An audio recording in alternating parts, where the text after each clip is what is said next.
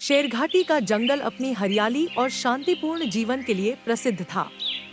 वहाँ का शाही जोड़ा राजा शेरखान और रानी शेरनी अपनी न्यायप्रियता और साहस के लिए जाने जाते थे। उनके शासन में सभी जानवर सुरक्षित महसूस करते थे। एक दिन एक लाचार हिरनी माँ, जिसकी आंखों में आंसू थे, राजा शेरखान के दरबार में पहुंची। उसके बच्चे की तबीयत बहुत खराब थी और उसे जंगल के दूर कोने में स्थित काली पहाड़ी से दुर्लभ जड़ी बूटी लाने की आवश्यकता थी।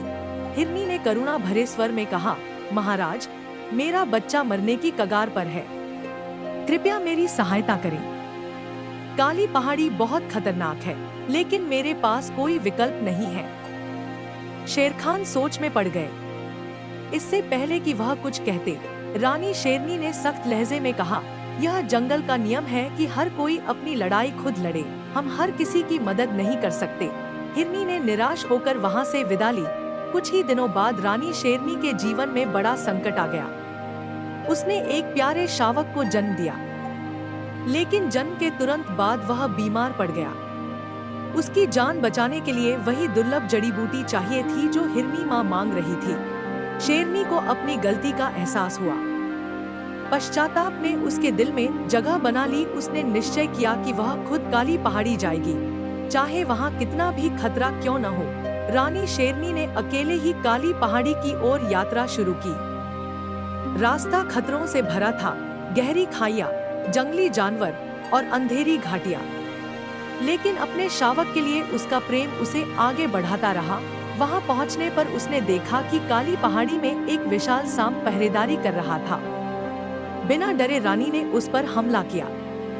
लंबी लड़ाई के बाद उसने सांप को हरा दिया और जड़ी बूटी हासिल की।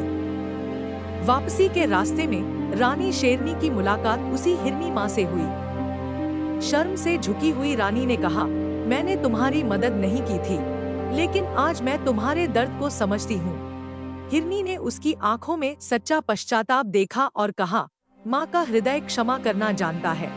रानी ने हिरनी को भी जड़ी बूटी दी ताकि उसका बच्चा भी स्वस्थ हो सके।